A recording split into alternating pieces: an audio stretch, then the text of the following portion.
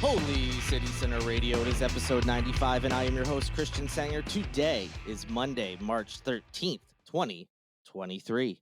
I hope you all had a great weekend. Apologies for not having an episode on Friday. It wasn't planned. Otherwise, I would have let y'all know. But you'll see why in a moment. When it was time to record, unfortunately, just was a little bit busy and wasn't going to able to get it done until kind of late. And I just hadn't put together topics and all that. And so I said, you know what? We're going to skip one episode this week. So apologies. Trying not to do that, of course. But every once in a while, real life's just going to get in the way. So what got in the way? So for those who don't know, outside of Holy City Center, I actually do have another job. And unfortunately, sometimes that takes away from this work. Unfortunately, in that I love doing this work, but I'm very fortunate to have a job in addition to Holy City Center. Yes, it keeps me very busy having two jobs, operating my normal quote unquote 9 to 5. It's not really the hours, but you get it. And also running the business that is Holy City Center. But obviously I love doing Holy City Center and wish I could dedicate all my time to it, but I also enjoy my real job. Well, I say real job, but you know what I mean, the one with the benefits and all that, the one where I don't have to worry about money coming in. That's someone else's business. So yeah, in that role at my other job, it took me out of town on Thursday. Nothing crazy, I just had to go up to Orangeburg. So yeah, between having to drive up there and drive back, not a long drive by any means, but I just hadn't really done a ton of Holy City Center work that day. So in addition to normal posts, I didn't have any content sent and ready to go for the podcast. And, as it was getting closer and closer to, having to record so it could come out on Friday, I just knew that it was going to be rushed, might be too quick of an episode. And I just wasn't really feeling that it was going to be the best work. So decided to just not do an episode on Friday, and gave poor Lindsay a break for having to listen to my voice for 15 to 20 minutes or more. No, so yes, took a break. Apologies. Hopefully you didn't miss me too much.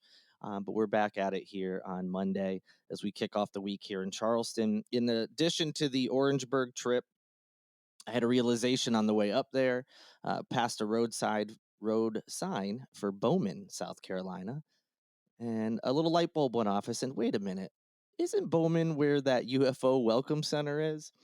Once I got to Orangeburg, I looked it up, and sure enough, that is indeed the town. I then looked up how far off the highway on the way back is the UFO Welcome Center.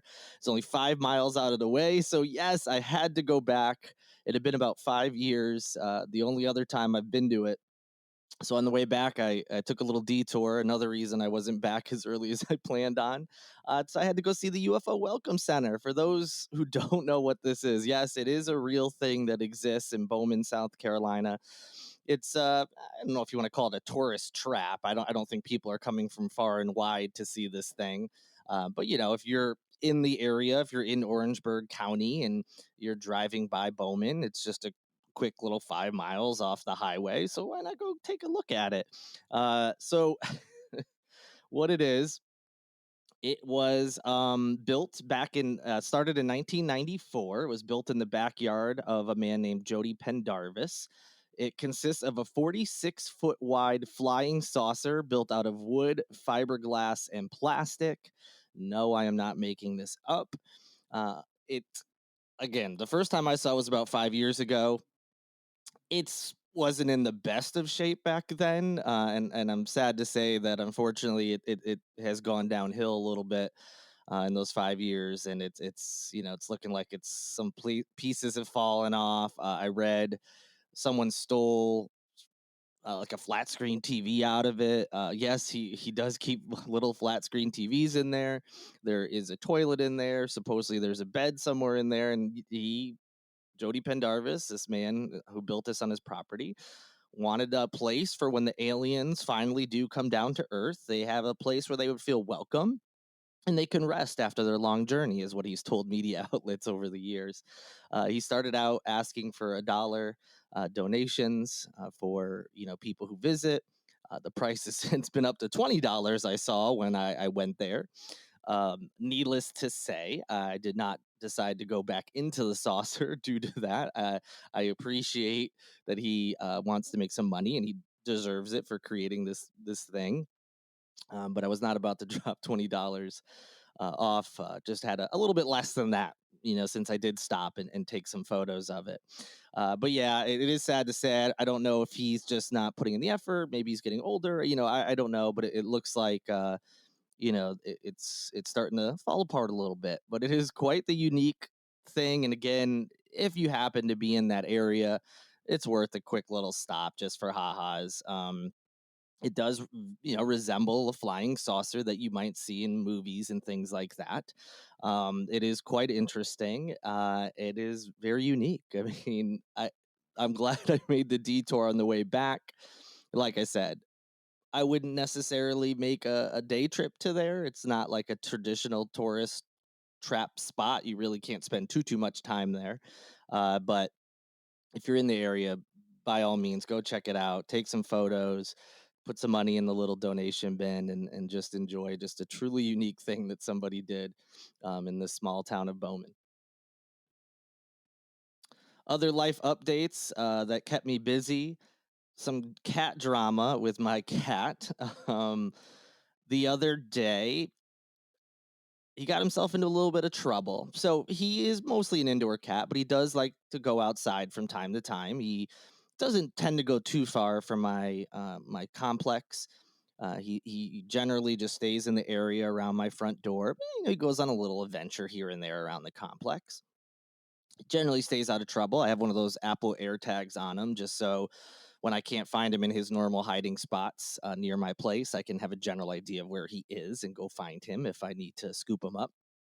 And so the other day I had let him out, and I kind of realized, like, you know what, I hadn't really seen him. Usually he'll go out for a little bit, he'll come back. I have this thing on my front door.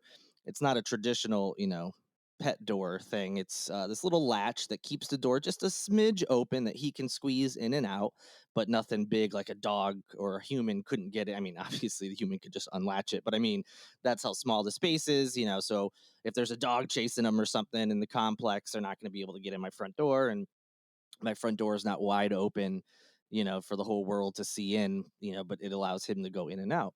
And so he typically comes and checks out, sees if I put any food in his dish, make sure I'm not doing anything interesting, and then he'll go back out and, realizes that outside is far more interesting than me clicking away at my computer all day.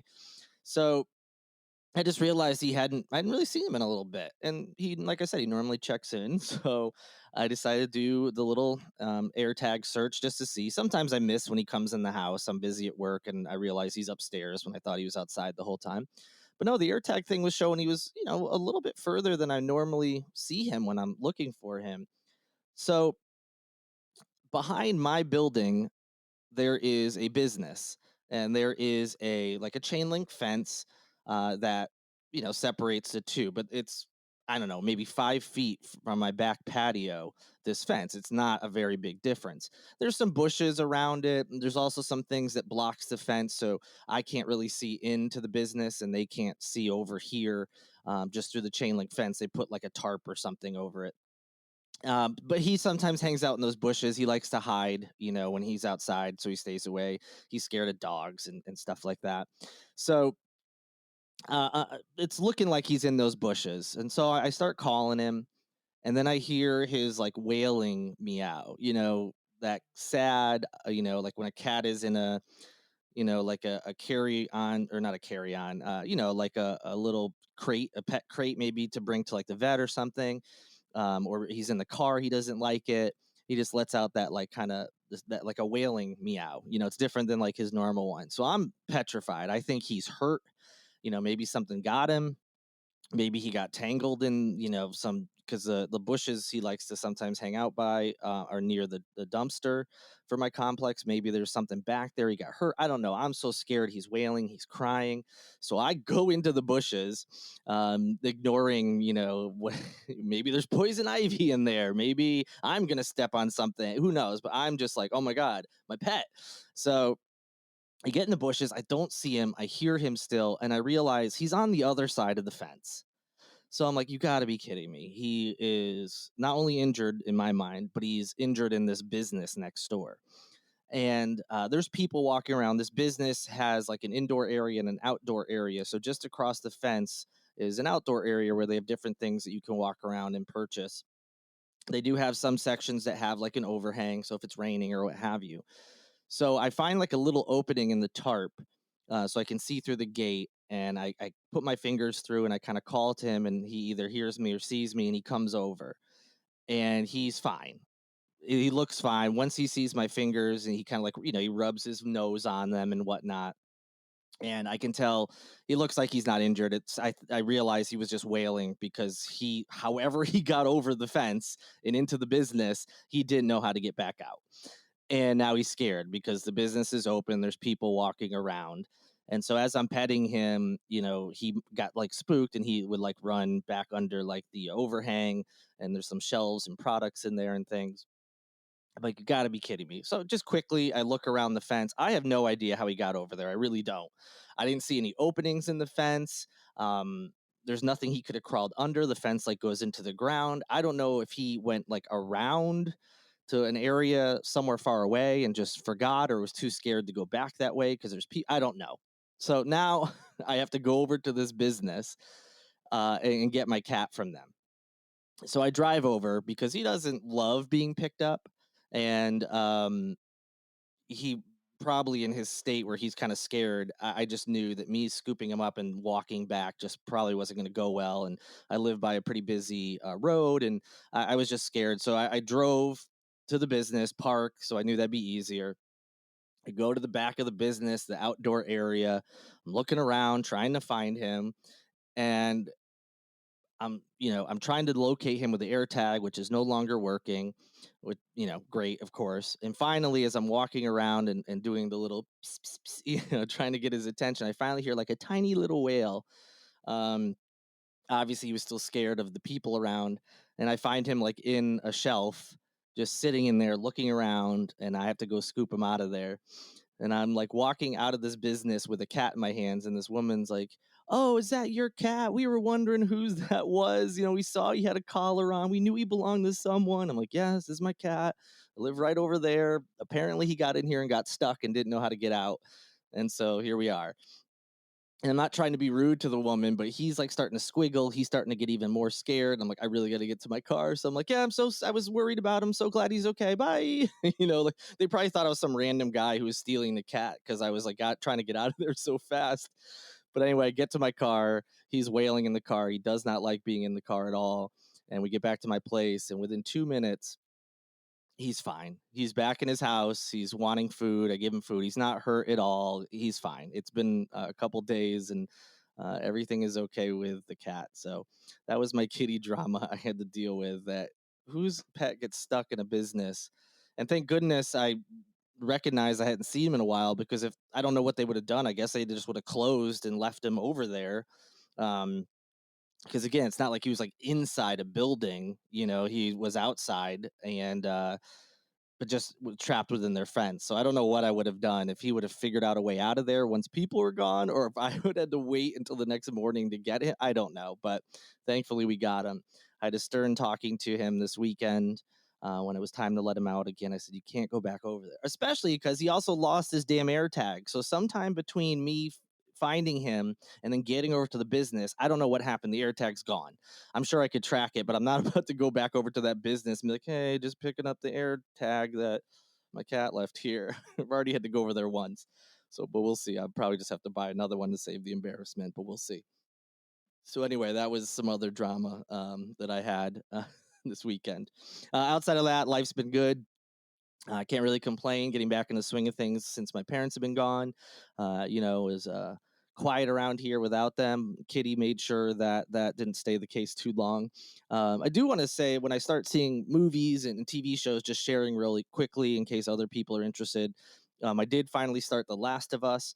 For those who don't know about this show, it is based on a video game. I don't know anything about the game, but apparently people who played the game loved the show for the most part, saying it's very true to it. They've done a great job. A lot of times, like movies and TV shows based on video games don't turn out very good. So for what it's worth. That's what people have said. But I just like it as a show, period. I had no, like I said, no background with the video game, but it's great. I wasn't sure about it. I was like, oh, it's another like zombie end of the world, apocalyptic, type show.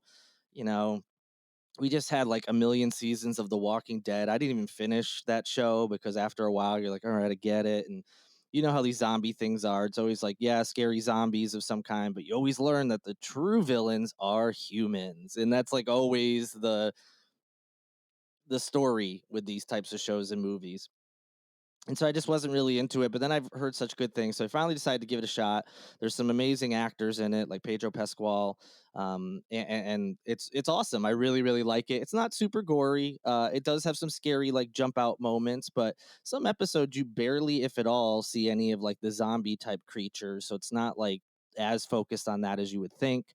And it's also they're a little bit different than zombies that you might see in some other movies and shows. They just have a couple without, I don't want to get into it too much, but it's different than other ones I've seen.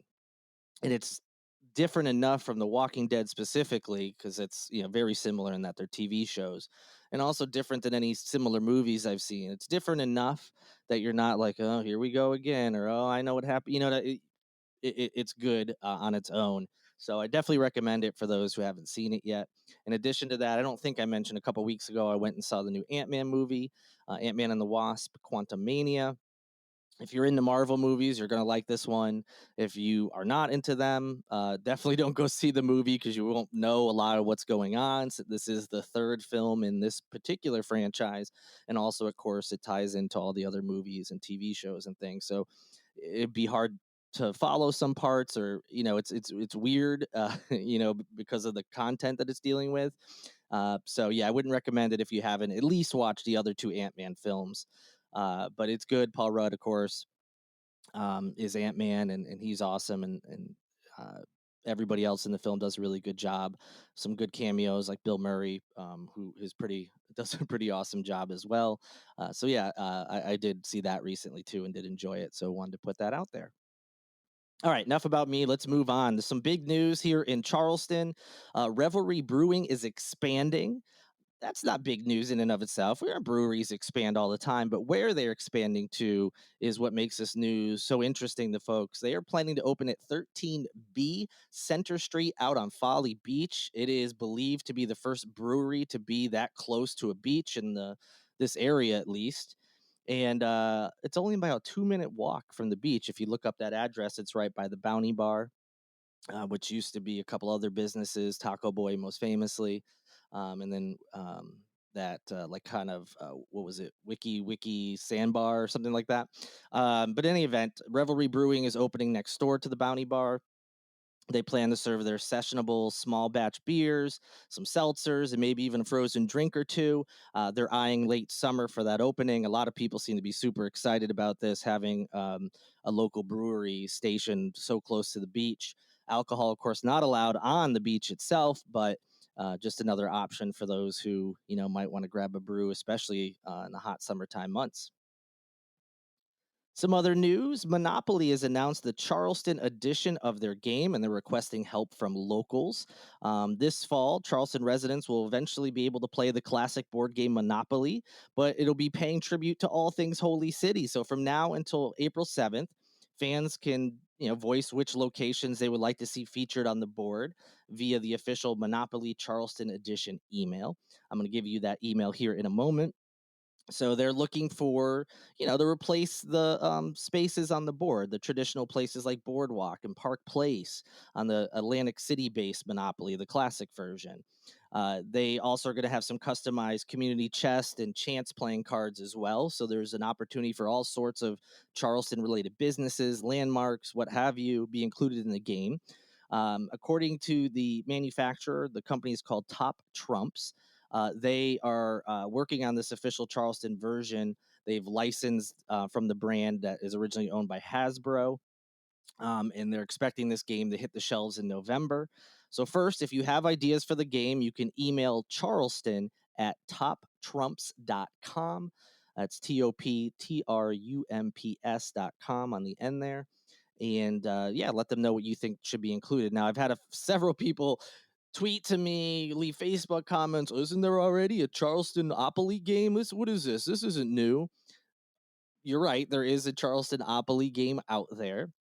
You'll notice that game, which you can see in places like the market downtown, that the Monopoly logo and any other branding is not on there. This isn't an official Monopoly game. Not that that matters, but just so you can know what the difference is. It's basically like a generic brand. They just you've probably seen schools like universities have done this. Other cities have done it. They're all like unofficial versions of Monopoly, different enough. It's like a generic brand that you see at like a supermarket or something, where it's different enough that it's its own product, but it basically is the same thing. So that's what the difference is. So for those who are asking, that's why this is news, and why you're like, wait, why are they asking for things when they already have a game?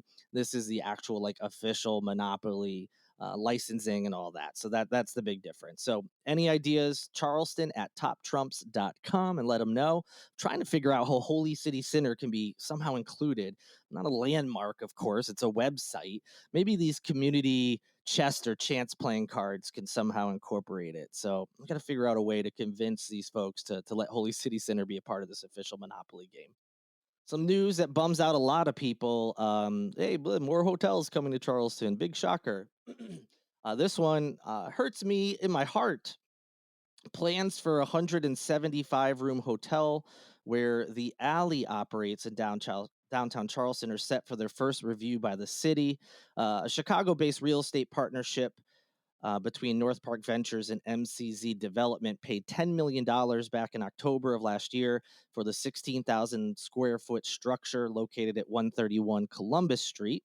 And at the time, it was unclear what the plans the buyers had for the site. It had previously been approved for a 175-room hotel under the previous owner, but they never went ahead with it. And they've since 2012 have had the Alley, which is like a sports bar with 8 bowling lanes, video games, TVs to watch all the games, a very good menu for food. I know I said it's a bar, but it very much has really tasty food, actually. I've always been super impressed with them since they opened with their options. And it's been a place that I've loved, that I've always felt comfortable at, and I used to frequent quite a bit especially when I lived downtown. In my drinking days, that was the spot I liked to hang out and grab some drinks and just relax. Because they although they had some one-off events with live music and things, it was kind of a place you could go with your friends and talk and hear each other, and it's not like a dance club or anything like that. And just watch some sports. It was so it was always a great place, and I still do enjoy going there. My family and I went there one of their last visits, and they've enjoyed it as well. Again, great place for the kids to go during the day because of the video games and bowling and all that. So and I've gotten to know some of the employees and the owner, and yeah, it's a big bummer for me to hear that these hotel plans may be moving forward and may end up closing a place that I have been frequenting for over a decade, which is wild to think about. They started around the same time Holy City Center did, and so it's a bummer to hear this stuff. So at the moment, there are no final plans. There is going to be a review. It doesn't mean it's going to be approved, and even if it is, there's other steps they're going to have to go through. So it'll be a while before anything, if anything, happens.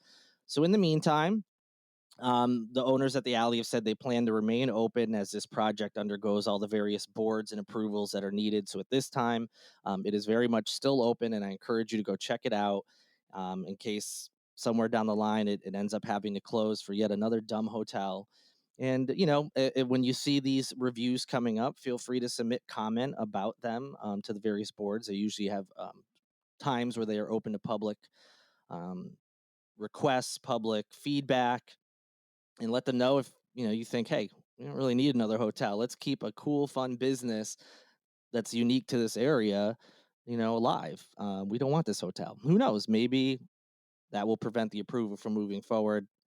I'm not super confident because the owners can do whatever they want as long as it's approved. But hey, maybe if there's enough pushback from the community, maybe it won't happen. So keep your eye out for that. Also, some big news. North Charleston Mayor Keith Summey this past week announced that he will not seek re-election for the upcoming mayoral race. That's right. Mayor Keith Summey will no longer be the mayor of North Charleston. he will not be seeking re-election. In a statement, he said that, quote, serving as the mayor of North Charleston has been the privilege of a lifetime, and I am proud of what we have accomplished together. I look forward to serving this great city as a community member, end quote. There was some more to that statement, which you can see if you're interested in the link in the show notes. But yes, there will be a new mayor of North Charleston. At this time, I don't believe any candidates have officially announced that they plan to run, so keep your eyes open for that. And lastly, speaking of North Charleston, a brand new event has been announced for the city. The inaugural North Charleston Blue Crab Festival will be held on April 22nd. The event will benefit the Jenkins Orphanage and will take place at the Jenkins Youth and Family Village, which is off of Azalea Drive in North Charleston. Obviously, you can tell from the name, low country blue crabs will be served by the bucket at the event. But if crabs aren't your thing, there will be several food trucks on site as well. There will also be live music, some art and retail vendors, a live DJ, beer and wine, a kids area, and some other family friendly fun. Should be a good event. I know Ondaw has a Blue Crab Festival. People seem to be really into that when I've posted about it in the past. So I'm sure many of you are excited to hear about this Blue Crab Festival in North Charleston, maybe a little bit closer to wherever you live than Ondaw is. So yeah, first one, April 22nd. You can follow the link in the show notes to get more info and also purchase tickets if you like.